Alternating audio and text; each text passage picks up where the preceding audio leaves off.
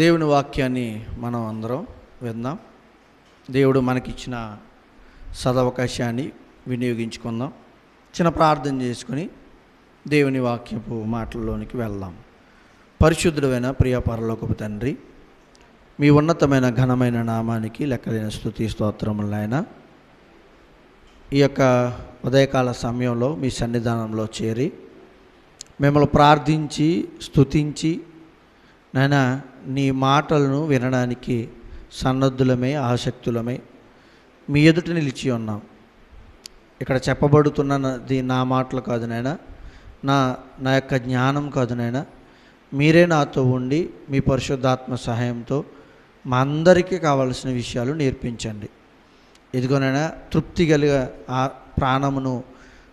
కలిగిన ప్రాణమును తండ్రి తృప్తి కలిగేటట్లుగా చేయగలిగే మనసును, ఆశ కలిగిన ప్రాణమును తృప్తి కలిగేటట్లుగా మార్చగలిగిన తండ్రి శక్తి కలిగిన దేవుడు నాయన, నీకు స్తోత్రములు చెల్లించుకుంటూ తండ్రి వాక్యములో మీరు మాతో ఉండి నన్ను మరుగుపరిచి మీరే మహిమ పొందుకోమని చేరువచ్చిన ప్రతి బిడ్డను దీవించి ఆశీర్వదించమని ప్రార్థిస్తూ వింటున్నప్పుడు తండ్రి ఏమాత్రము ఈ మాటలను వ్యర్థముగా వినకుండా తండ్రి విన్న వాక్యాన్ని చూస్తూ ఆలోచిస్తూ తండ్రి అన్వయించుకుంటూ ముందుకు కొనసాగిపోయే భాగ్యాన్ని నీ పిల్లలకు మా అందరికీ దయచేయమని క్రీస్తు వారి పేట చిన్న ప్రార్థన బ్రతమాలకు వేడుకొచ్చున్నాము తండ్రి, ఆమేన్. ప్రియ సహోదరి సహోదరులారా, దేవుని కృపను బట్టి మరొక వారం మనం అందరము దేవుని సన్నిధానంలో చేరాం. దేవుడు నిజంగా మనందరికీ అనేక విషయాలు తెలియజేయాలని ఆయన ఆశపడుతూ ఉంటాడు. కానీ చాలామంది ఆ సమయాన్ని వినియోగించుకోలేరు. అవునా? ఏదో వంక, ఏదో ఆలోచన ఏం చేస్తారంటే దేవుని సన్నిధానాన్ని విడుచుతూ ఉంటారు. నిజంగా ఎందుకు ఎలా జరుగుతుందని అంటే, క్రైస్తవ్యం అనేది, క్రీస్తు బాట అనేది, క్రీస్తుతో నడవడం అనేది చాలా సులువైనదని లోకం అనుకుంటే చాలా పొరపాటే. అవునా? క్రైస్తవ్యం అనేది లోకంలో బ్రతకడం, క్రైస్తవులుగా లోకంలో బ్రతకడం అనేది చాలా ఈజీ అనుకుంటున్నారేమో చాలామంది, కానీ చాలా కష్టమైంది. అందుకే చూడండి, ఆ కష్టాన్ని భరించలేని వాళ్ళు దేవుని దగ్గర రావడానికి ఇష్టపడలేకపోవడం చాలా బాధాకరం. అంతే కదా? కష్టము నిజంగా. అలాంటి కష్టాలు ఎన్ని వచ్చినా, అలాంటి కష్టాలు అపోస్తులకి అసలు వచ్చినాయి అంటారా? అలాంటి బాధలు వారు పడ్డారంటారా? ఈ లోకంలో ఉన్న సమస్యలు వాళ్ళు ఎదుర్కొన్నారా? ఎదుర్కోలేదా? గమనించండి. నిజంగా వాళ్ళు ఎదుర్కోలేకపోతే ఈరోజు మన దగ్గరికి సువార్త రాదు. వారు ఎదుర్కొన్నారు, గెలిచారు, పోరాడారు. అవునా? వాళ్ళు పోరాడారండి. ఈ లోక ప్రయాణం ఎలాంటిదంటే, ఈ లోకంలో జీవించడం ఎలాంటిదంటే, చాలామంది అనుకుంటారు చాలా బాగుంటుందండి జీవితం, సుఖవంతమైన జీవితం కదా అని అనుకుంటారు. ఈ లోకంలో జీవితం అనేది ఒక ప్రయాణం లాంటిది. ఒక ప్రయాణం, ఒక వాహనం మీద ప్రయాణం చేస్తున్నాం అనుకోండి, ఎలా ఉంటుంది? రోడ్డు బాగుందనుకోండి, చాలా బాగుంటుంది, ప్రశాంతంగా వెళ్తాం. అదే గుంతల రోడ్డు వచ్చిందనుకోండి, ఎలా ఉంటుంది? బాగుంటుందా? లెగిసిపడి నడుములన్నీ నొప్పులు బట్టి చూడండి. ప్రయాణం చేసి వచ్చిన తర్వాత ఇంటి దగ్గరికి వచ్చిన తర్వాత ఎలా ఉంటుంది మన పరిస్థితి? వెంటనే అలసిపోతాం, ఏం పని చేయం కదా. పని అని చేసామంటే ఇప్పుడు కూలి పనికి వెళ్ళి వచ్చామనుకోండి, కష్టపడ్డాం కాబట్టి ఏదో పని, కూలి పనో ఇంకొక పనో చేసి వచ్చినప్పుడు ఒళ్ళంతా నలుగుతుంది, విశ్రాంతి తీసుకుంటా బాగానే ఉంటుంది. ప్రయాణం చేసి వచ్చిన తర్వాత ఎలా ఉంటుంది? సేమ్ అలాగే నలిగిపోద్ది ఒళ్ళు. ఏ ప్రయాణమైనా అంతేనండి, ఏ ప్రయాణమైనా అంతే. పడవ ప్రయాణం షిప్ మీద ఉందనుకోండి, లేకపోతే పడవో షిప్ ఏదోటి, షిప్ మీద ప్రయాణం చాలా బాగుంటుంది అనుకోండి. అంటే పడవ అనుకోండి చిన్నది కదా, అల్ల కొట్టుకుపోతుంది, ఊగిపోద్ది అనుకుంటామేమో. షిప్ ఎంత పెద్ద షిప్ అయినా అలలకి ఊగిపోద్దండి. షిప్లో అప్పటి వరకు ఏ విధమైన సముద్రము, ఏ విధమైన ఇబ్బందులు లేకుండా ప్రయాణం సాగుతుంది అనుకోండి, చాలా బాగుంటుంది, అసలు నిప్పే తెలదు. అది ఏదైనా తుఫాను కానీ, ఏదైనా పెనుగాళ్ళు కానీ ఆ సముద్రం వీస్తున్నాయి అనుకోండి, ఎలా ఉంటుందో తెలిసి ఇప్పుడు ప్రయాణం తింటున్న తిండి నోట్లోకి వెళ్ళదు, ఇలా వెళ్ళిపోతుంది, ఇలా వంగిపోతుంది, ఎంత పెద్ద షిప్ అయినా సరే. ఏంటండి వీటి గురించి మనకి ఎందుకనంటే మనిషి ప్రయాణం కూడా, జీవితం కూడా ఒక ప్రయాణమే. మనిషి ఈ లోకంలో బ్రతకడం కూడా ఒక ప్రయాణమే. అర్థమవుతుందా? ఈ ప్రయాణంలో చాలామంది ఆనందాన్ని పొందుకునేవారు ఉన్నారు, చాలామంది కష్టాలు పడుతూ బ్రతుకుతున్నవారు కూడా ఉన్నారు. ఆ కష్టాల్లో ఆనందాల్లో ఏమన్నా మేము యేసుబాబుని నమ్మామండి, ఏదో ఆదరిస్తాడు, ఆనందాలు వస్తాయి, సంతోషం ఉంటుందని ఇక్కడికి వచ్చాం, కానీ మీరేంటండి కష్టాల గురించి చెప్తున్నారు అని అనొచ్చు. క్రైస్తవ్యం అనేది క్రీస్తును వెంబడించడం అనేది, క్రీస్తును పోలి నడవడం అనేది చాలా కష్టతరమైంది. బాధలే ఉంటాయి, కానీ బాధల్లో ఆనందం ఇస్తాడు దేవుడు. చూడండి, చాలామంది ఎందుకని ఇంత కష్టపడుతున్నావంటే ఈ కష్టంలో కూడా నాకు ఆనందం ఉందరా అంటారు. ఎందుకని? నా పిల్లలు, నా కుటుంబం సమృద్ధిగా ఆహారం తింటున్నారు, వాళ్ళు సంతోషంగా ఉన్నారు, వాళ్ళ ఆనందమే ఈ కష్టపడినా నాకు ఏ బాధ అనిపించట్లేదు. క్రైస్తవ జీవితం కూడా మీకు విషయం చెప్పాలి, క్రైస్తవ్యంలో బ్రతకడం అనేది ఇతరులందరి కోసం, లోకంలో ఉన్నంతకాలం ఎవరి కోసం బ్రతుకుతాం? మన కోసమో ఇతరుల కోసమో బ్రతుకుతాం. క్రైస్తవ్యంలో బ్రతకడం అనేది ఇతరుల కోసం కాదు, గమనించాలి. క్రైస్తవ్యంలో బ్రతకడం అనేది ఇతరుల కోసం అనేది తక్కువ. అంటే ఇతరులు రక్షించాలని, ఇతరులకు సువార్త చెప్పాలి, అంతవరకే. మరి మన విషయంలో ఎంత కరెక్ట్గా నిలబడి దేవుని ఎదుట బ్రతుకుతామో పరలోకంలో ఉన్నతమైన స్థానాన్ని నీకు దేవుడు అంటే ఎవరికి ఇస్తాడో. ఇప్పుడు మనం బ్రతుకమనుకోండి, ఇప్పుడు మనం కష్టపడి పట్టుకొచ్చామనుకోండి, ఎవరు తింటారు? ఇంట్లో మనతో పాటు కుటుంబం అంతా తింటాం. విశ్వాసంగా దేవుని పట్ల బ్రతికామనుకోండి, ఎవరు పరలోకం వెళ్తారు? చూసారా? ఇక్కడైతే లేదు అవకాశం. ఏంటంటే ఇతరులకు అవకాశం లేదు, విశ్వాసం దగ్గర నీకే. నువ్వు ఎలా కరెక్ట్గా బ్రతుకుతావో దేవునిలో, ఎలా అయితే దేవుని పక్షాన నువ్వు దేవుని తరపున ఈ లోకానికి, ఈ లోకంలో ఉన్న నీ కుటుంబానికి కానీ, నీ సహోదరులకు కానీ, నీ స్నేహితులు కానీ సువార్తలు ప్రకటిస్తావో ఈ లోకం వరకు ఉండిపోతుంది. కానీ తర్వాత వచ్చే లాభం ఎవరికో తెలుసా? నీ ఆత్మకే. అందుకే ఈ లోక ప్రయాణం ఏమంటాడో తెలుసా? యాకోబు రాసిన పత్రిక 4వ అధ్యాయము 1వ వచనం నుంచి చదువుదాం. యాకోబు రాసిన పత్రిక 4వ అధ్యాయము 1వ వచనం నుంచి. ఇక్కడ ఏమన్నా తెలుసా? దేవుని యొక్కయు ప్రభు అయిన యేసుక్రీస్తు యొక్కయు దాసుడైన యాకోబు అన్య దేశముల యందు చెదరయున్న 12 గోత్రం వరకు శుభమని చెప్పి వ్రాయినది. నా సహోదరులారా, మీ విశ్వాసమునకు కలుగు పరీక్ష ఓర్పును పుట్టించునని ఎరిగి మీరు నానా విధములైన శోధనలో పడినప్పుడు అది మహదానందమని ఎంచుకొనుడి. శోధనలు అనేవి వస్తాయి, బాధలు వస్తాయి. అప్పుడు ఏం చేయాలంటే క్రైస్తవ్యంలో వాటిని ఎలా ఎంచుకోవాలంట? మహదానందమని. ఎందుకు మహదానందంగా నేను ఎంచుకోవాలి? దేవుని పట్ల వచ్చే ఈ ఓర్పులు, లేకపోతే కుటుంబాల్లో, లేకపోతే సమస్యల్లో, ఈ లోక ప్రయాణంలో వస్తున్న ఈ బాధల్ని ఎందుకు నేను సంతోషంగా ఎంచుకోవాలి? ఎందుకు ఎంచుకోవాలంటారు?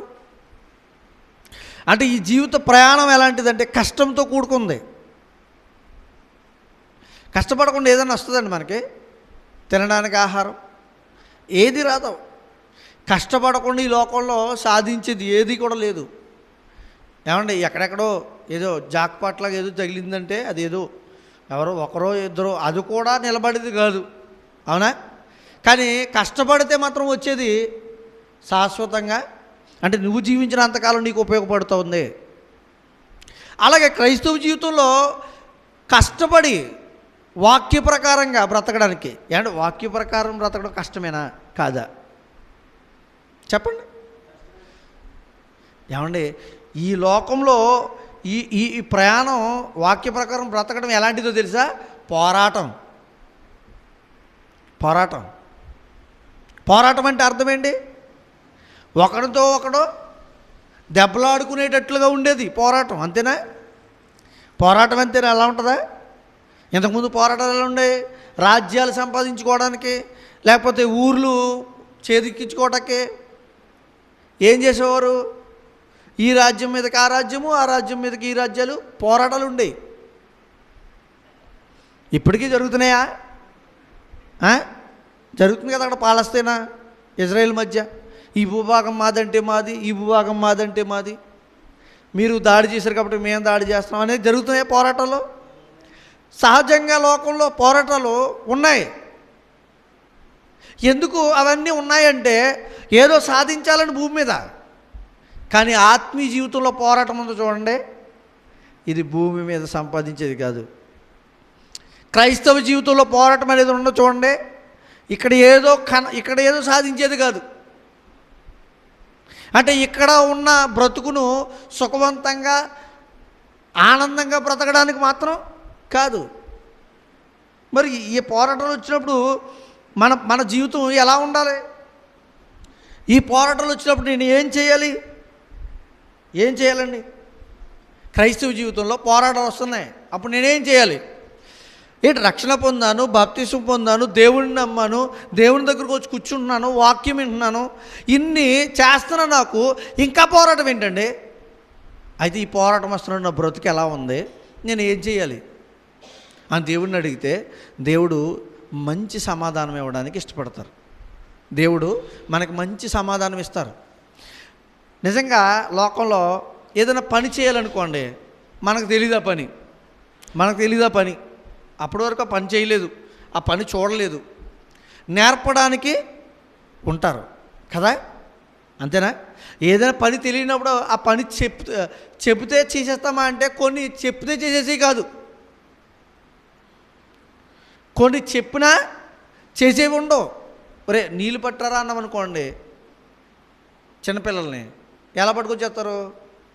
ఇలా గ్లాస్ ఇలా పట్టుకొచ్చారనుకోండి, బాగానే ఉంటుంది. నీళ్ళు పట్టరామన్నాక ఇలా పట్టుకొస్తే కుదరదు. ఎలా పట్టురావాలో మనం పిల్లలకి చెప్పాలా లేదా? అంటే చిన్న విషయం మొదలుకొని, ఒక ఇంజనీర్ ఉన్నాడు అనుకోండి, ఒక పెద్ద ఇంజనీరే ఉన్నాడు, షిప్ని తయారు చేస్తున్నాడు, దానికి ఎలా ఇంజిన్ బిగించాలో చెప్పాలా, నేర్పాలా? అంటే నేర్పితేనే అది నేర్చుకోగలడు. అలాగే విశ్వాస జీవితంలో మనం బ్రతుకుతున్నప్పుడు పోరాటాలు వచ్చినప్పుడు మనకి నేర్పుతాడు ఎవరు? దేవుడే నేర్పాలి. ఎందుకంటే ఆయనకి సమస్తము తెలుసు. ఒక ఇంజనీరు ఒక చిన్న ఇంజనీర్కి నేర్పుతాడు, ఇలా చేయాలి, ఇది ఇలా బిగించాలి, ఇది ఇలా ప్లానింగ్ ఉండాలి, ఇది ముందు ఆలోచించాలి, ఇది తర్వాత చేయాలి. ఇల్లు కట్టేటప్పుడు మేస్త్రి చెప్తాడు, ముందు పునాది వేయాలండి, పునాది ఏమంటే అదేంటండి, ముందు స్లాబ్ వేద్దాం, పిల్లర్ లేకుండా స్లాబ్ వేద్దాం ఒక పిల్లర్తో అంటాం అనుకోండి, కుదురుతుందా? అప్పుడు అంటాడు, ఏవయ్యా నువ్వు బుర్ర ఉండి మాట్లాడుతున్నావా, బుర్ర లేనట్టు మాట్లాడుతున్నావా? పిల్లర్ ఒకటేసి నువ్వు స్లాబ్ ఎలా వేస్తావు? అన్ని పిల్లర్లు వేయాలి, దానికి సపోర్ట్ ఇవ్వాలి, ఏమంటే సెంటర్ లేకుండా స్లాబ్ వేయడం ఏమైనా ఉందా ఈ లోకంలో అని అడుగుదాం అనుకోండి, ఏమంటాడు ఆయన మేస్త్రి గారు? సెంటరింగ్ లేకుండా స్లాబ్ వేస్తారా అని అడిగామనుకోండి, ఎందుకని సెంటరింగ్ ఎక్కువ డబ్బులు అయిపోతున్నాయి ఏమంటాడు?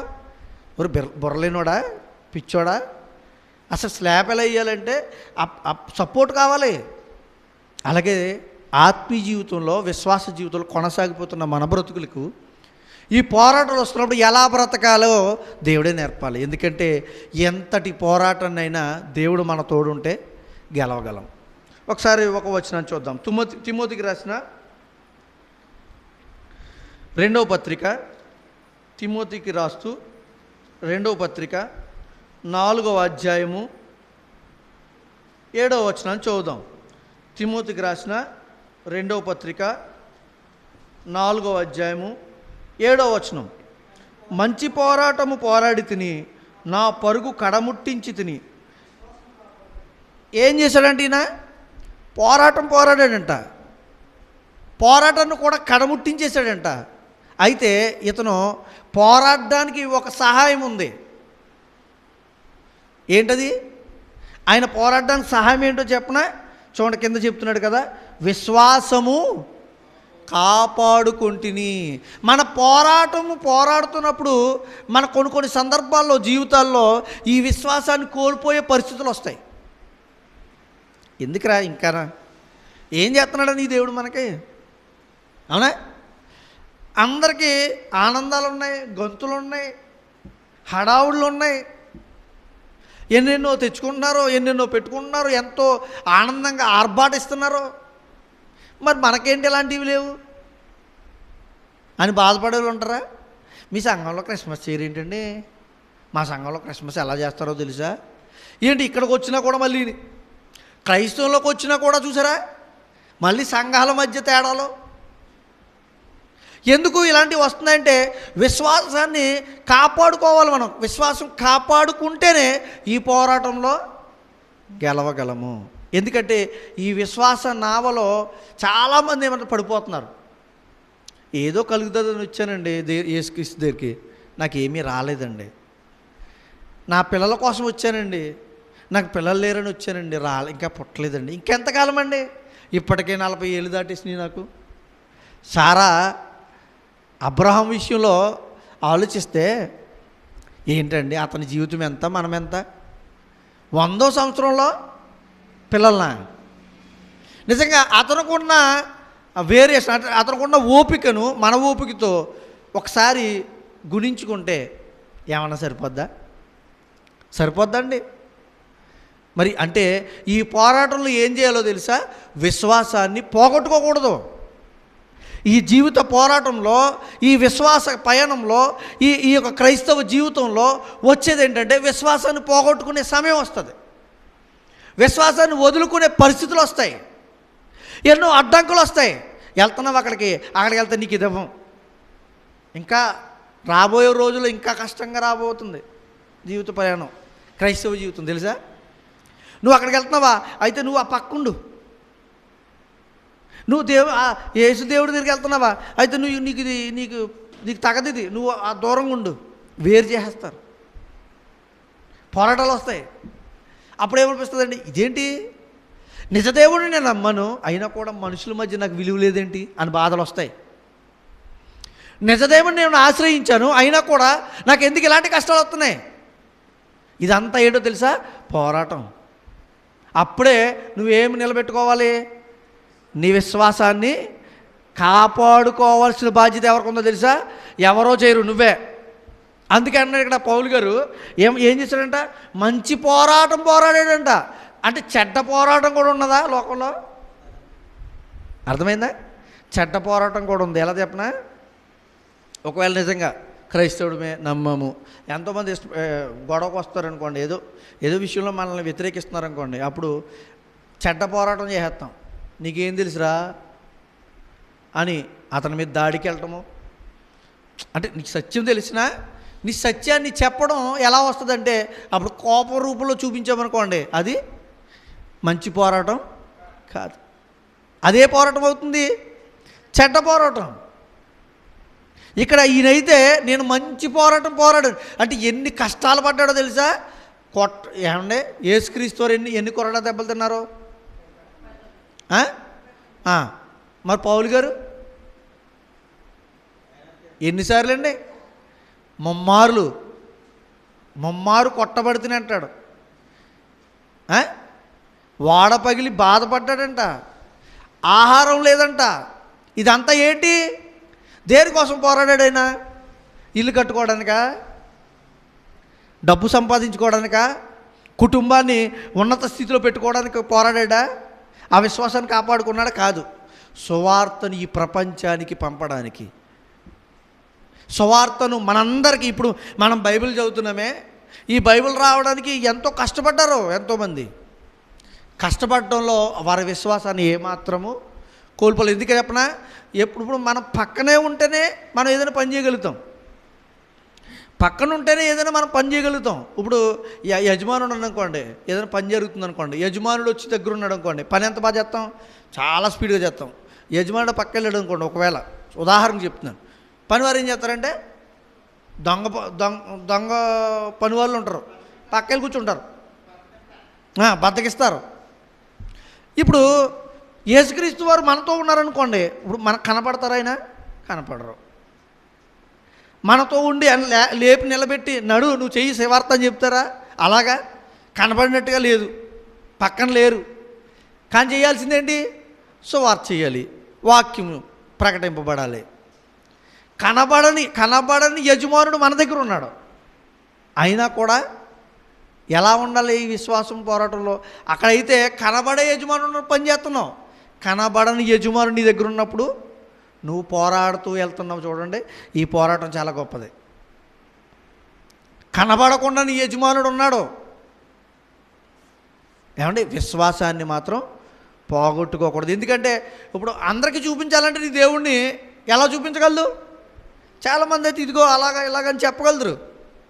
నీకు ఆధారం లేదు, వాక్యమే, ఆత్మ అయిన దేవుడే, అంతే కదా నీ ఆధారం. నీ ఆధారం ఎలాంటిది? లోకానికి చెప్పడానికి ఒక రూపాన్ని కానీ ఒక విషయాన్ని కానీ దేవుడి గురించి చెప్పాలంటే బ్రతకడం చెప్పగలదు, కానీ దేవుడి గురించి రూపాన్ని చూపించలేవు. అంటే నీకు ఆధారం ఎలా ఉంది? ఆత్మగా ఉంది, లోకానికి చూపించలేము. కానీ నీ ఆధారం ఎంత గొప్పదో తెలుసా? ఒక లోకంలో ఉన్న వారి ఆధారం కనబడేటట్టుగా ఉన్న అది నిష్ఫలమైనది. నీ ఆధారం ఎలా ఉంటుందంటే పరలోకం నడిపించేది. అవునా? అందుకే ఈ విశ్వాసాన్ని అంట ఈ పోరాటంలో కాపాడుకోవాలి అంటున్నాడు. అంతేకాదు ఇంకేం చేయాలో చూద్దాం. హెబ్రీలకు రాసిన పత్రిక 10వ అధ్యాయము. ఏం చేయాలంటే ఇలాంటి బాధలు వస్తున్నప్పుడంట హెబ్రీలకు రాసిన పత్రిక 10వ అధ్యాయం 36వ వచనం నుంచి 39 వరకు చదువుదాం. 10వ అధ్యాయం 36వ వచనం నుంచి. మీరు దేవుని చిత్తమును నెరవేర్చిన వారై వాగ్దానం పొందు నిమిత్తము మీకు ఓరిమి అవసరమై ఉన్నది. ఇక కాలము బహు కొంచెముగా ఉన్నది, వచ్చుచున్నవాడు ఆలస్యం చేయకవచ్చును. నా ఎదుట నీతిమంతుడైన వాడు విశ్వాసముగా మూలముగా జీవించును, కానీ అతడు వెనుక తీసిన ఎడల అతని యందు నా ఆత్మ సంతోషముండదు. ఇక్కడ ఏం చెప్తున్నాడు? దేవుని చిత్తాన్ని మీరు నెరవేరిస్తే ఏం చేయాలంట? వాగ్దానం పొందు నిమిత్తం మీకు ఓరిమి అవసరమై ఉన్నది.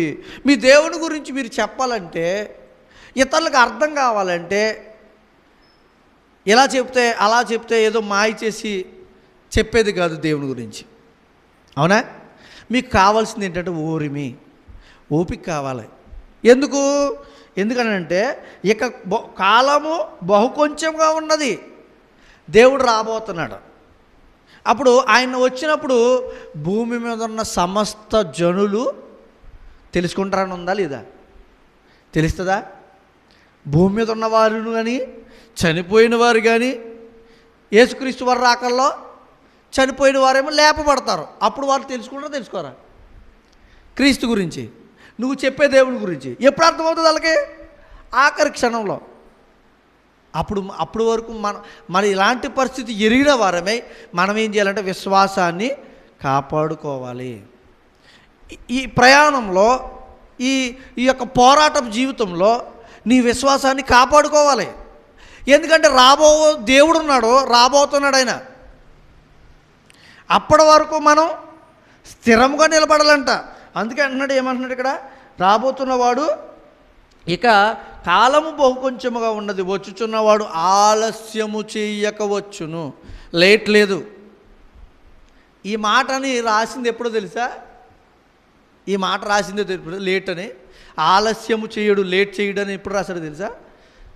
2000 సంవత్సరాల క్రితం రాశారు. నిజంగా మన ఆలస్యానికి ఆయన ఆలస్యానికి తేడా ఏంటి? లేట్ ఉండదయ్యా, రేపు పట్టుకొచ్చేస్తాను అనుకోండి, రేపు ప్రొద్దునే పట్టుకొచ్చేస్తాం అన్నాం అనుకోండి, టైం తెలుసు. మరి ఇక్కడ దేవుడు ఏమన్నాడంటే ఆలస్యము చేయక, లేట్ జరగదంట. ఇప్పటికి ఎన్ని సంవత్సరాలు అయింది ఆ మాట చెప్పి? 2000 సంవత్సరాలు. మరి ఇది లేట్ ఏంటి? లేట్ కాదు ఇది. మనకైతే లేటే, మనం ఆలోచిస్తే లేటే. మరి ఎందుకు ఆలస్యం చేయక వస్తానంటున్నాడు? ఎందుకు చెప్పనా? మనుష్య దినములు వేరు, దేవుని దినములు ఆలోచనలు వేరు. మనుష్యులు 24 గంటలైతే ఒక రోజు అవుతుంది, కానీ దేవునికి ఎలా ఉండదు తెలుసా? 1000 దినములు దేవుని సన్నిధిలో ఒక్క దినము గడుపుట 1000 దినముల కంటే శ్రేష్టం. మన కాలం ఎక్కువగా కనబడుతుంది, ఆయనకు బహు తక్కువగా కనబడుతుంది. 2000 సంవత్సరాలు ఆయనకి ఎలా ఉంది? తక్కువ. అందుకే ఆయన ఆలస్యము చేయక వచ్చినన్న మాట చూడండి. మనకి 2000 సంవత్సరాలు అయిపోయినా లేటుగా ఉందేంటి అని అనిపిస్తుంది మనకి, కానీ తక్కువ. ఎవరి దృష్టిలో? దేవుని దృష్టిలో. అంటే మీకు ఆ సమయం వచ్చినప్పుడు ఆయన వివరించగలడు. మనకు అర్థం కాదు, ఇది మనం ఆలోచించడానికి సరిపోదు మన మైండ్. మనకు ఆలస్యంగా అనిపిస్తుంది. మనం ఎంత టోలమండి సృష్టిలో? ఉదాహరణకు చెప్తాను, మన సృష్టిలో ఎంతటి వాళ్ళం? కనబడుతున్న చంద్రుడి దగ్గరికి వెళ్ళడానికి ఎంత టైం పడుతుంది? కొన్ని రోజులు పడుతుంది, అంతేనా? మరి అలాంటప్పుడు మనం ఇంత చిన్న వ్యక్తిత్వం కలిగి, లేకపోతే ఇంత చిన్న మనుష్య రీతిలో ఈ లోకంలో బ్రతుకుతున్న వారికి దేవుని రాకడ గురించి చెప్పగలిగే స్తోమత, అంటే ఆలస్యము చేయకపోవచ్చునంటే ఇంత సింపుల్గా, అంటే మనుషులు ఆలోచిస్తున్న ఆలస్యంగా చెప్పేస్తామా? అర్థమవుతుందా? అంటే మనుషుని రోజులు కాలాలు దేవుని ఎదుట పనికిరావు. కాలము సమయాలు ఎవరివి? కాలాలు సమయాలు ఎవరివి? మనం పెట్టుకున్నాయి. ఈ దేవునికి ఆపాదించకూడదు. అర్థమైందా? కాలము సమయం ఎవరికి ఉంటుంది? పగలో రాత్రులు ఎవరికి ఉన్నాయి? మనకున్నాయి. కొంతమందికి రాత్రులు కూడా లేవండి కొన్ని దేశాల్లో, తెలుసా? ఎందుకని? కాలాలు మనుషులుగా మనం పెట్టుకున్నాం, రోజులు మనం చేసుకున్నాం, మనకున్నాయి. దేవునికి అవసరంలా. ఎందుకని? ఆయన నిన్న నేడు సదాకాలము ఏకరీతిగా ఉన్న దేవుడైన ఆయనకి టైం అనేది, అందుకే ఈ మాట రాయబడింది, ఇదిగో నేను రాబోతున్నాను. అయితే ఈ విశ్వాస ప్రయాణంలో, ఈ పోరాటంలో ఇంకా ఏం చేయాలో తెలుసా? యోబు గ్రంథం 2వ అధ్యాయం 9వ వచనం చూద్దాం. యోబు గ్రంథము 2వ అధ్యాయము 9వ వచనం తీయండి అందరూ.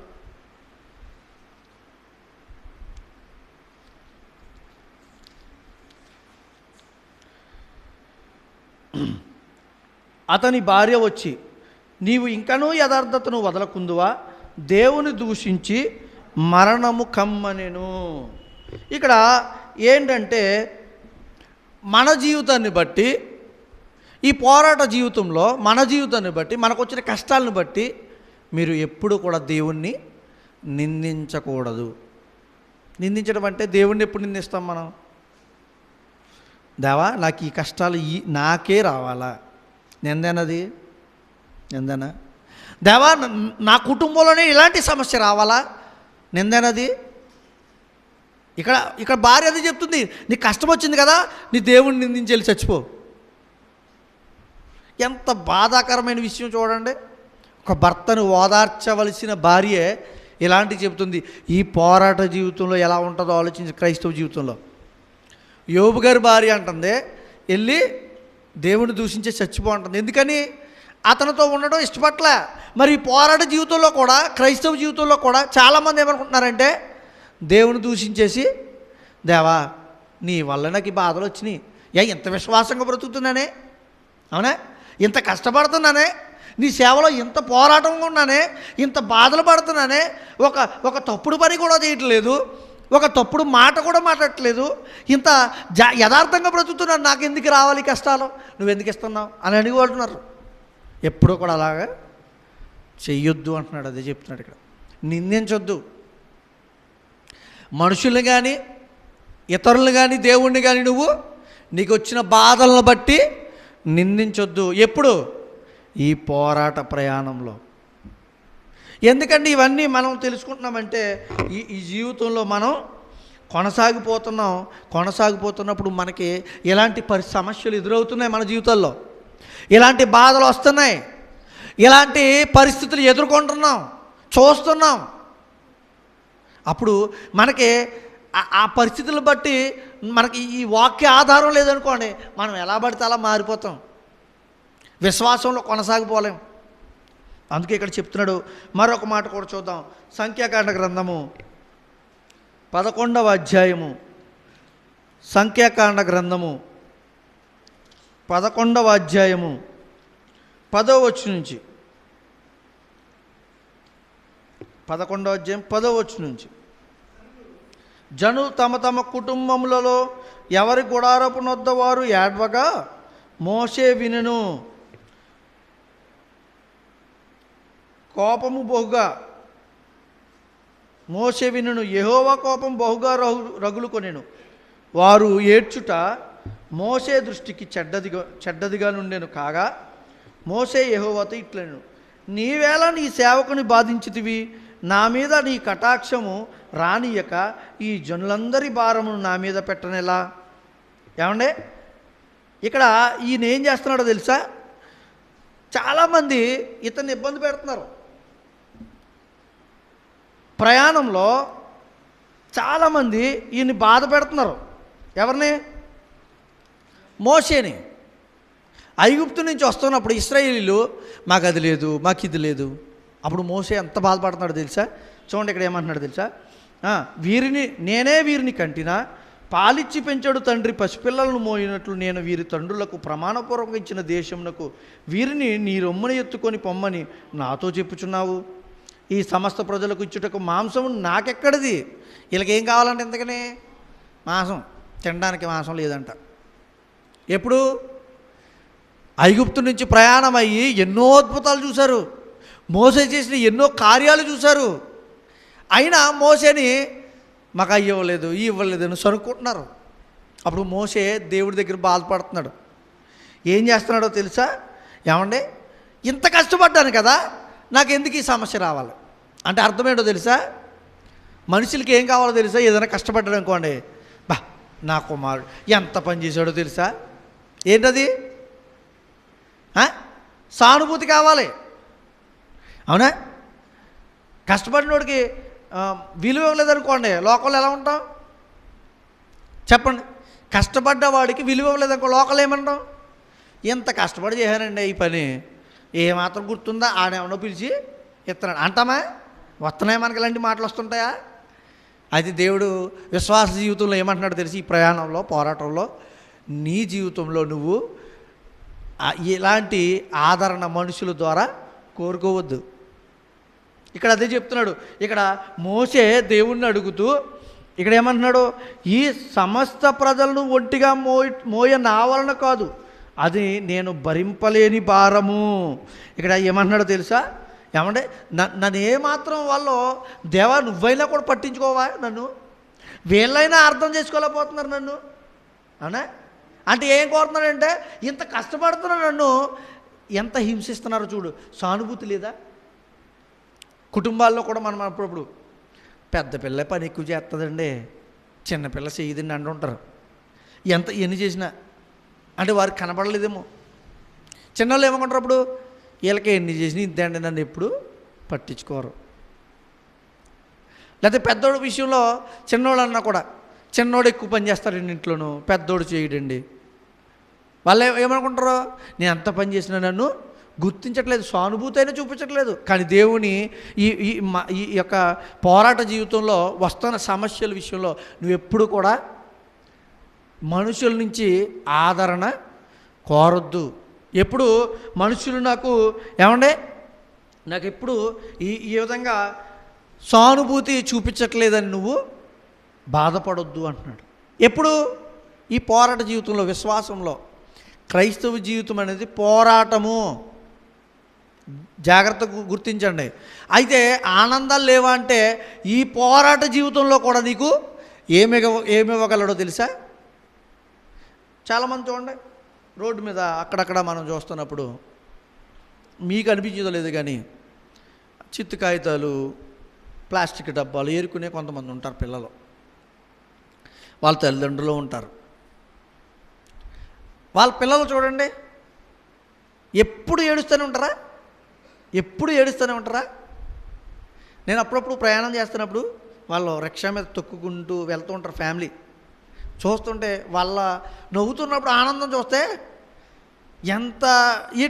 వాళ్ళకు కూడా ఇంత కాగితాలు ఏరుకునే వాళ్ళకి ఇంత ఆనందం అండి అనుకోండి. ఒకసారి ఆలోచించండి. మనమైతే ఏం చేస్తాం తెలుసా? ఎంత బ్రతుకు కాగితాలు ఎరుకోవాలి నేను అని అంటాం. లేకపోతే ప్లాస్టిక్ ఇవన్నీ ఎరుకుని కూలి పని చేయాలా అనుకుంటాం. వాళ్ళు అలా ఉండరు.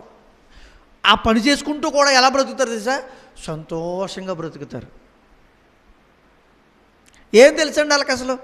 ఏమున్నదని, మనకేమో ఆస్తి లేదనో, డబ్బు లేదనో, బంగారం లేదనో, లేకపోతే వాహనాలు లేవనో, ఏదో విషయంలో ఇల్లు లేదనో, అది లేదనో, ఇది లేదనో బాధలు పడుతూ ఉంటుంటాం కదా. మరి వాళ్ళకేముందని అంత ఆనందపడుతున్నారు? దుఃఖం వాళ్ళకి ఉంటుంది. కానీ వాళ్ళ ఆనందం చూడండి ఎంత సంతోషంగా ఉంటుందో. మనకు వచ్చే ఆనందం కంటే చాలా తేటగా కనపడుతుంది. ఎందుకంటారు? అందుకే ఆ విషయాల గురించి ఈ యొక్క మనం పోరాటాల విషయంలో మనం ఎలా ఉండాలి అని దేవుణ్ణి అడిగితే, కొరింథీయులకు రాసిన మొదటి పత్రిక 15వ అధ్యాయము, కొరింథీయులకు రాసిన మొదటి పత్రిక 15వ అధ్యాయము 58వ వచనం చదువుదాం.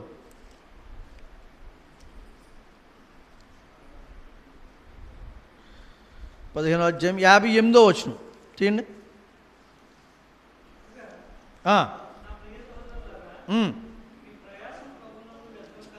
ఏంటంట? కాగా నా ప్రియ సహోదరులారా, మీ ప్రయాసము ప్రభువునందు వ్యర్థము కాదని ఎరిగి స్థిరులను కదలని వారును. అంటే ఎన్ని బాధలు వస్తున్నా మనం ఎలా ఉండాలి? మీ ప్రయాస వ్యర్థము కాదు. ఏ ప్రయాస? అర్థమవుతుందా? ఈ క్రైస్తవ జీవితంలో ప్రయాణం వ్యర్థం కాదంట. మీరు బ్రతుకుతున్నారే స్థిరంగా, మీరు బ్రతుకుతున్నారే విశ్వాసంగా దేవుని పట్ల, మీరు బ్రతుకుతున్నారే ఏ విధమైన లోపాలకు ప్రలోభాలకు ఈ లోకంలో పడిపోకుండా నేను క్రైస్తవుడుగానే ఉంటాను, ఎన్ని లాభాలు వదులుకునైనా బ్రతుకుతున్నారే, మీరు బాధపడొద్దు. మీకు ఏముందంట?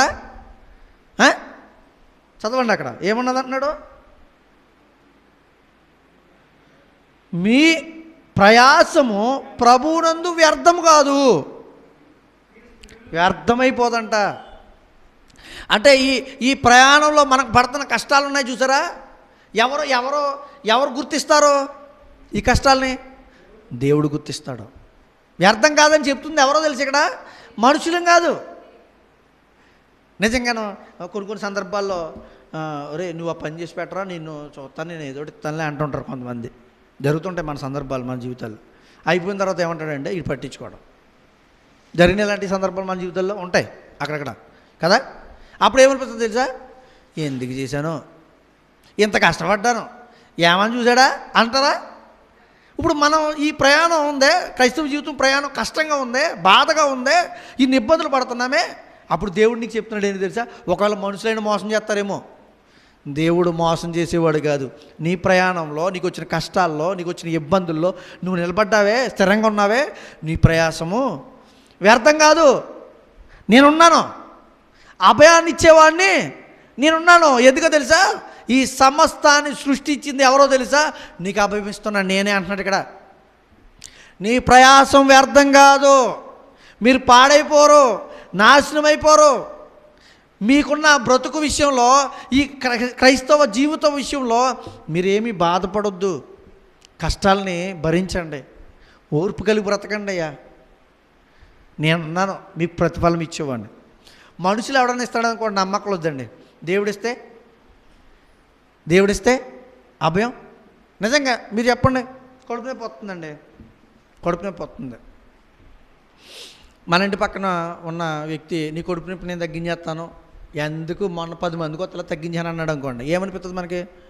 ఏమంటాం మామూలు వ్యక్తిని? ఎలా నువ్వు కబుర్లు చెప్పావు, నువ్వు కడుపు నొప్పి తగ్గింతావా, నీకేం తెలిసి ఏంటి అంటాం. ఎంబీబీఎస్ డాక్టర్ వచ్చాడు అనుకోండి, కడుపు నొప్పితో చాలామంది చనిపోతున్నారు అక్కడ ఆ ప్రాంతంలో అనుకోండి. ఉదాహరణకి ఆ ప్రాంతంలో చనిపోతున్నప్పుడు ఇంటి పక్కన నుండి వచ్చి నేను తగ్గించేస్తాను అనుకో, మీరేమంటారు? ఓరి నన్ను తగ్గించమంటారు బాబు, నీ ఇంటి పక్కన నుండి చచ్చిపోయి, లేకపోతే నీ ఇంట్లో చచ్చిపోయి ఆయన కాపాడలేదని అడుగుతాం. డాక్టర్ వచ్చాడు, ఎంబీబీఎస్ డాక్టర్ వచ్చి ఎంతమంది చనిపోయారో తెలుసా నీకు? నేను వైద్యం చేసిన చాలామంది ఈ లోకంలో ఈ ప్రాంతంలో కడుపు నొప్పి వాళ్ళు చనిపోయారు, కానీ నేను వైద్యం చేసిన వాడు అక్కడికి బతికాడు తెలుసా అన్నాడు అనుకోండి. ఏముంటుంది అప్పుడు మీకు? చెప్పాలి. ఏమొస్తుంది మీకు అప్పుడు? ధైర్యం వస్తుంది, భరోసా వస్తుంది. అర్థమైందా? అంటే ఎవరు చెప్తున్న వాళ్ళని బట్టి మీకు ధైర్యం వస్తుంది. ఇంటి పక్కనోడు చెప్తే మీకు రాదు. ఎంబీబీఎస్ డాక్టర్ కాబట్టి అతను ఒకరిని రక్షించాడు, కాబట్టి ఒకరిని కాపాడాడు, కాబట్టి ఒకరిని స్వస్థపరిచాడు, కాబట్టి అతను చెప్పినప్పుడు నీకు బలం చేకూరుతుంది. మరి దేవుడు చెబుతుంటే నీకు నేను నీ ప్రయాసం వ్యర్థం కాదని చెబుతుంది మనిషి కాదు, ఈ లోకంలో పనికిరాని వాడు కాదు. స్వయంగా ఈ సృష్టినే సమస్తాన్ని సృజించిన మన దేవుడు, అందరి దేవుడు కాపాడతాడంటున్నాడు. మరి ఆయన మీద భరోసా ఉంచొద్దా ఈ పోరాట విషయంలో? ఆయన మీద ఆధారపడొద్దా మనం ఈ పోరాట జీవితంలో? ఇంకా ఈ కష్టకాలంలో మళ్ళీ ఏంటి ఈ పోరాటం వచ్చినప్పుడు మనం ఇంకేం చేయాలని అడిగితే, పేతురు రాసిన మొదటి పత్రిక 5వ అధ్యాయము 6వ వచనాన్ని చూద్దాం. చూడండి.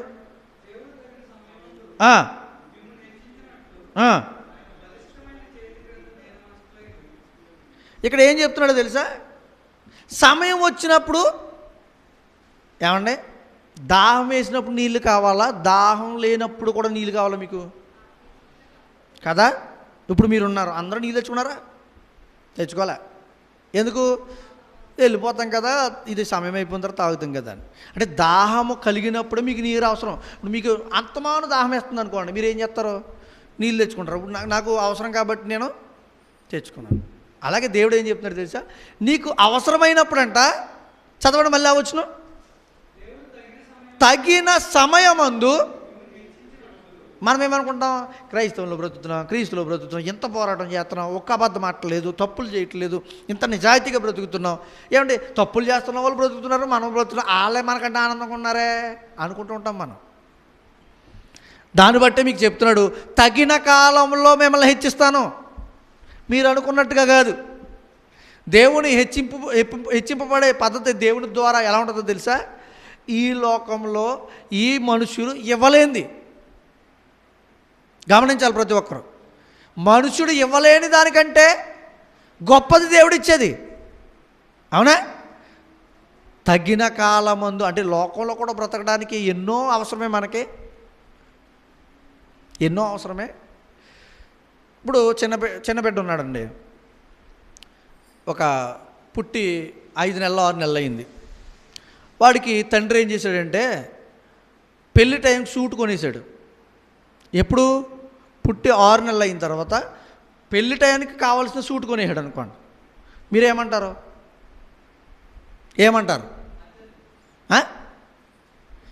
అవసరం లేదని ఇప్పుడు ఎందుకయ్యా అంటాం. దేవుడు కూడా అది అంటున్నాడు, నీ సమస్య పరిష్కారం కావలసినప్పుడు నేను చేస్తాను. కానీ ఆధారపడలేదనుకో, నువ్వు బాధపడాల్సి వస్తుంది. నువ్వు ఆధారపడాలి, విశ్వాసం కలిగి ఉండాలి. ఇప్పుడు పోరాటం కూడా, ఈ పోరాట జీవితంలో వచ్చేవన్నీ అయ్యే నీకు. అందుకే భరోసా ఇస్తుంది ఎవరో తెలుసా? మనిషి కాదు, దేవుడు. మరి దేవుడే భరోసా ఇస్తున్నప్పుడు నీ విశ్వాసం ఎలా ఉండాలి? ఇంకా బలముగా కొనసాగిపోవాలి. నేను ఇంకా ఎలా ఉండాలి దేవుళ్ళో? నేను ఇంకా ఎలా స్థిరంగా నిలబడాలి? నాకు రాబోతున్న స్థితి ఉందే, దానికోసం నేను ఎలా కష్టపడాలి? అంటే ఈ లోకంలో వస్తున్న ప్రతి విషయాల్లో దేవుని మీద మనం ఆనుకొని బ్రతకాలే. దేవుడు నన్ను సహాయం చేస్తాడు. నాకు ఏ సమయాల్లో చేయాలో అని తెలుసు. నేను చిన్నప్పుడు అనుకునేవాడిని, నాకు అంటే కొంతమంది యవనస్తులు చూస్తే ఏమంటుంది, చిన్నపిల్లల యవన టైంలో నాకు బండి కావాలి అనుకునేవాళ్ళు. కానీ ఇప్పుడు ఉంది, అప్పుడు లేదు. సైకిల్ మీద తిరుగుతుండేవాడిని. ఎంత దూరమైనా ఊర్లో ఎక్కడ తిరగాలంటే సైకిల్ మీదే. అప్పుడు నాకు లేదు, కానీ ఇప్పుడు ఉంది. అప్పుడు నాకు అవసరం లేదు, ఇప్పుడు అంటే అవసరాన్ని బట్టి దేవుడు లోకంలోనే అవసరాన్ని. అప్పుడు మా నాన్న అనేవాడు, వీడికి అప్పుడు అవసరం లేదు, అదొక కౌలు చెప్తున్నాడు, కబుర్లు చెప్తాడు వీడు, వీడికి అప్పుడు అవసరం ఏముందో, ఏం చేస్తావేంటి, నువ్వేం పని చేస్తున్నావేంటి, ఏం పని చేస్తున్నావు, నీకు బండి కావాలి. అవునా? ఇలాంటి సందర్భాలు ఉన్నాయా మన జీవితాల్లో? నువ్వు ఏం చేస్తున్నావని నీకు సూట్ కావాలి. ఇప్పుడు తండ్రిని వెళ్ళి నాకు సూట్ కొంటాడు అన్నామనుకోండి, ఎందుకురా నువ్వు కూలి పని చేస్తావు, సూట్ అడిగమనుకోండి ఎలా ఉంటుంది? కూలి పనికి వెళ్తున్నావు, నా సూట్ కొంటావా కొనమన్నావు అనుకోండి, నానేమంటాడు? పటేక్కమని గోపం ఈ పక్క కొడితే ఈ పక్క సౌండ్ వచ్చేస్తుంటుంది. ఎందుకని? నీ స్తోమతను బట్టి నీ పరిస్థితిని బట్టే కదా నువ్వు అడగాలి. మరి దేవుణ్ణి కూడా ఏం చేయాలి? మనం మన విశ్వాసంలో కొనసాగిపోతూ అభివృద్ధి చెందుతూ ఏమంటే ఏం కోరాలి మనం? అయ్యా ఇక్కడ చనిపోయిన పరలోకం అయ్యా అన్నాడు కోరాలి. మనం ఏం కోరుతున్నాం? అబ్బాయి నాకు అయ్యి కాదు, ఈ లోకంలో సూటే అడుగుతున్నాం. ఏది? తొడుక్కునే సూట్ అడుగుతున్నాం. లోకంలో నాకు బండి కావాలి, కారు కావాలి. నీ లోకంలో నీ తండ్రే నీకు కావాల్సినప్పుడు ఎప్పుడు అవసరమో ఆ టైం కొనియడానికి ఆలోచిస్తున్నాడో, మరి నీ దేవుడు తగిన కాలం ఉంది అంటున్నాడు. అందుకే చాలామంది అనుకుంటారు, ఏం చేస్తున్నాడండి దేవుడు, మనకి ఏమి ఇస్తున్నాడండి, ఎంత కష్టపడ్డాను, ఎంత దేవుళ్ళలో బ్రతుకుతున్నాను, నాకు ఏమొచ్చింది, ఏముంది అని నిరాశపడిపోతుంటారు. నిరాశపడొద్దు. ఎందుకంటే ఈ లోకంలో కూడా నీ అవసరాన్ని కొద్దీ దేవుడు ఇవ్వగలడు. అవసరాలు మించి ఇవ్వడం. కొన్ని కష్టాలు చూడండి మన జీవితంలో, ఆ రోజు ఎలా తొలగిపోయిందో తెలియదండి, ఎంత భారం వచ్చిందో తెలుసా అనే రోజులు మన జీవితంలో వెళ్ళినాయా లేవా? వెడలిపోయినాయా లేవా మన జీవితంలో? వెళ్ళామా? ఆలోచించండి. నేను ఆ రోజు కష్టం నిజంగా ఇప్పుడు ఆలోచిస్తే అది ఎలా తొలగిపోయిందో తెలియదండి. అలాంటి పరిస్థితులు మన జీవితంలో ఎన్నో ఉన్నాయి. అవి ఎలా జరిగిందో తెలుసా? దేవుని కృప ద్వారానే. దేవుని కృప ద్వారా జరుగుతుందండి. తగిన కాలమందు నిన్ను విడిపించగలడు దేవుడు. ఇంకేం చూద్దాం, ఇంకేం విషయం చూద్దాం ఒకసారి చూడండి. ఇంకా ఏం చేశాడు దేవుడు, ఏం చేయగలడు? కొరింథీయులకు రాసిన 2వ పత్రిక పోరాటం విషయంలో, కొరింథీయులకు రాసిన 2వ పత్రిక 12వ అధ్యాయము 7వ వచనం.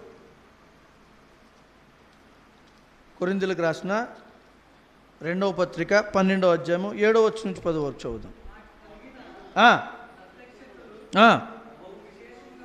ఉన్నందున నేను అత్యధికంగా హెచ్చింపోకుండానట్లు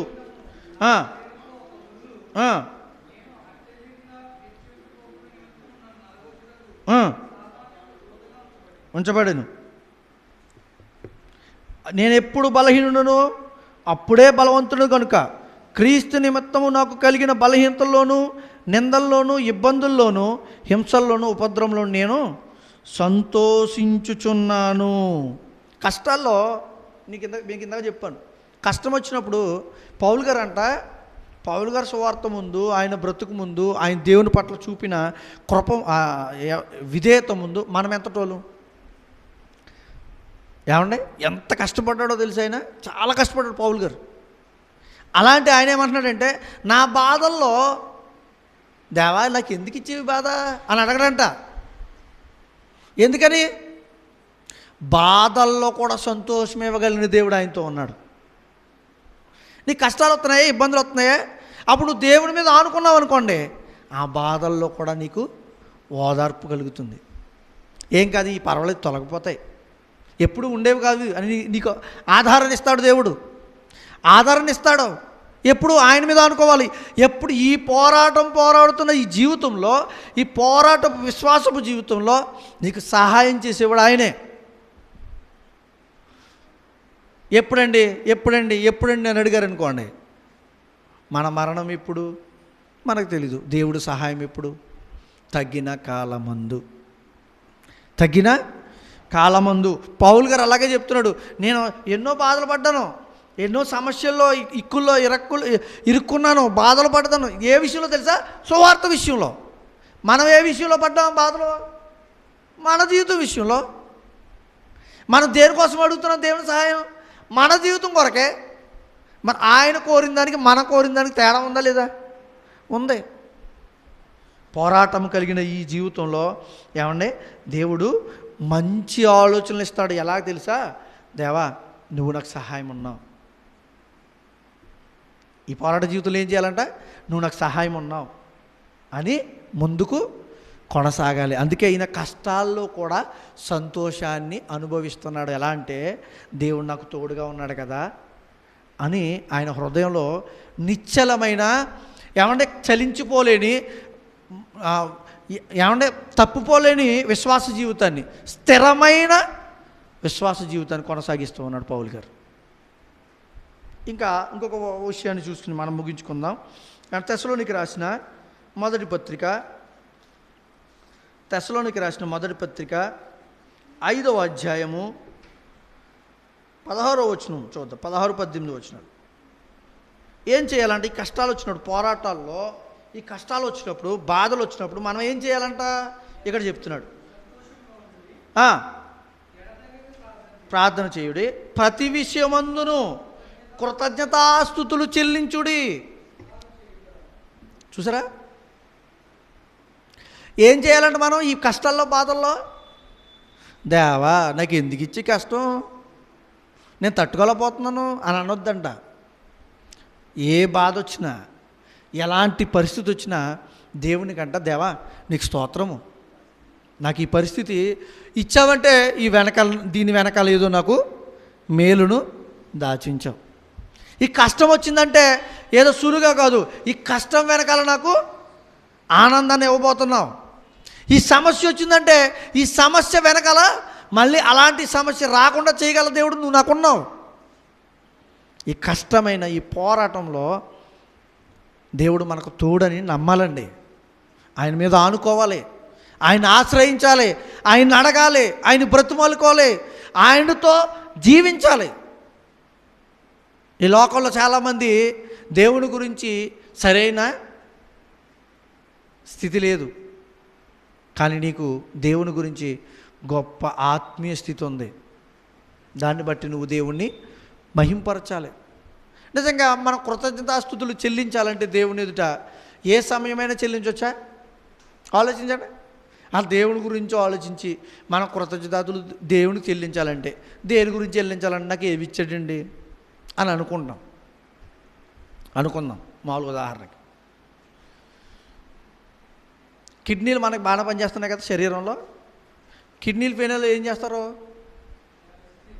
డయాలసిస్ అనేది ఒక పరిస్థితి చేయించుకోవాలి. 4 గంటలండి రక్తం శుద్ధి చేయడం.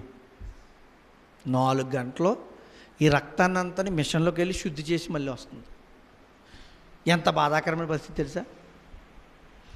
మరి మనం ఉన్నామంటే ఎలా ఉన్నాం? ఏమండే దేవుడు దయ వలన ఆ కిడ్నీలే, దేవుడిచ్చిన కిడ్నీలే అవే శుద్ధీకరిస్తున్నాయి. అంటే మళ్ళీ డబ్బులు ఎంతో తెలుసా? అంటే గవర్నమెంట్ ఫ్రీ ఇస్తుంది అనుకోండి మన దేశంలో. మామూలుగా డబ్బులు ఎంతో తెలుసా? మామూలుగా ఒకవేళ ఖర్చు పెట్టాలంటే ఒక్కసారి చేయించుకోవాలంటే 30,000 ఖర్చు అవుతుంది దగ్గరగా. ఒక్కసారి ఒక మంచి హాస్పిటల్లో చేయించుకోవాలంటే 30,000 ఖర్చు అవుతుందండి. మరి ఏంటి ఈ పరిస్థితి? మరి కృతజ్ఞత చెల్లించడానికి ఎక్కడో హాస్పిటల్ దగ్గరికి వెళ్ళి చెల్లించాలి మనం. ఇక్కడ నుండి కూడా దేవుని కృపను జ్ఞాపకం చేసుకొని ఇంకా ఇలాంటివి ఆలోచించండి.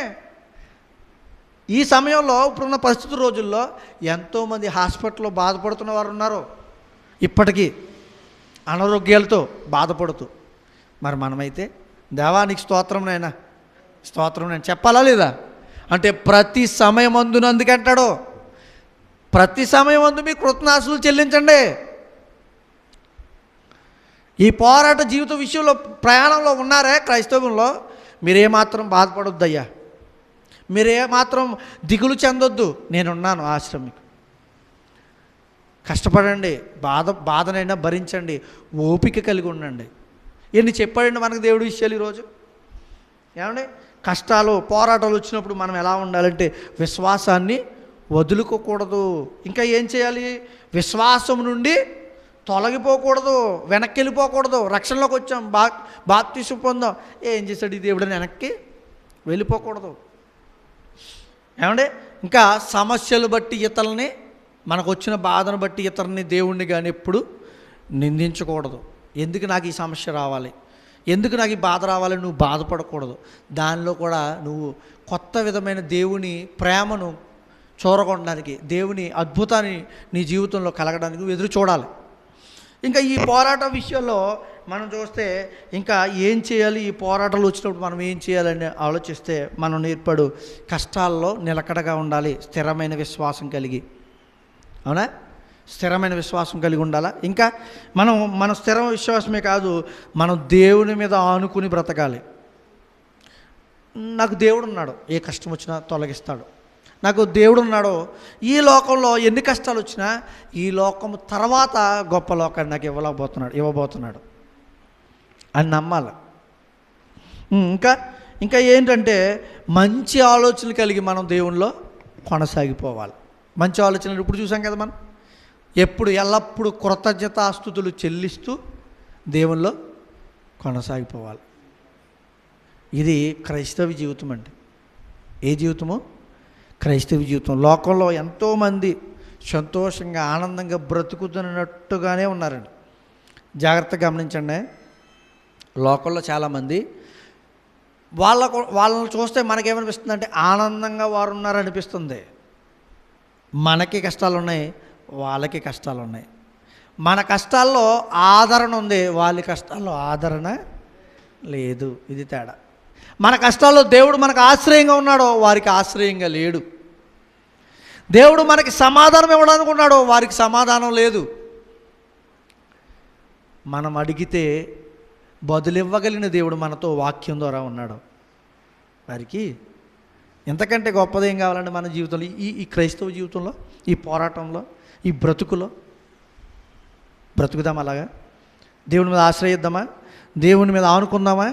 దేవుడే నాకు తోడని బలంగా నిలబడదామా? అలా ఉండాలండి, అలా ఉండాలి, కొనసాగిపోవాలి దేవునిలో. ప్రార్థన చేసుకుని ముగించుకుందాం. ప్రేమగల తండ్రి, మహోన్నతుడా, విలువైన నీ సంగతులు తెలియజేయడానికి ఈ గొప్ప సదావకాశాన్ని, సమయాన్ని మా అందరికీ దయచేశారు. నిజమైన నీకు స్తోత్రములు తండ్రి. ఈ లోకంలో ఎన్ని పొందుకున్నా మీరు లేకపోతే నిత్య జీవం లేదు నాయన. ఈ లోకంలో ఒకవేళ కష్టాలు పడినా వాటిలో ఆదరణ ఇచ్చేది నేనే అని నువ్వు తెలియజేస్తూ ఉన్నావు. ఎన్నో సమస్యలు మమ్మల్ని పట్టి బాధపరుస్తున్న సమస్యల నుంచి విడుదల నేనే ఇస్తానని చెప్తున్నాం. ఇంతకంటే గొప్ప ఆశ్రయము మాకు ఏమీ లేదని నమ్ముచు మిమ్మల్ని ఆశ్రయిస్తూ బ్రతిమాలుకొంచు కృతజ్ఞతాస్తుతులు చెల్లించుకుంటూ ఎల్లవేళలా మీకు స్తుతి స్తోత్రములు చెల్లించుకునే బిడ్డలుగా మమ్మల్ని బలపరచమని, నడిపించమని, చేరువచ్చిన వినినని పిల్లలందరినీ ఆశీర్వదించమని యేసుక్రీస్తు వారు పెట్టించిన ప్రార్థన బ్రతిమాలకు వేడుకుచున్నాము తండ్రి. ఆమేన్. బల్లారాధన కొరకు ప్రసాద్ గారు వచ్చి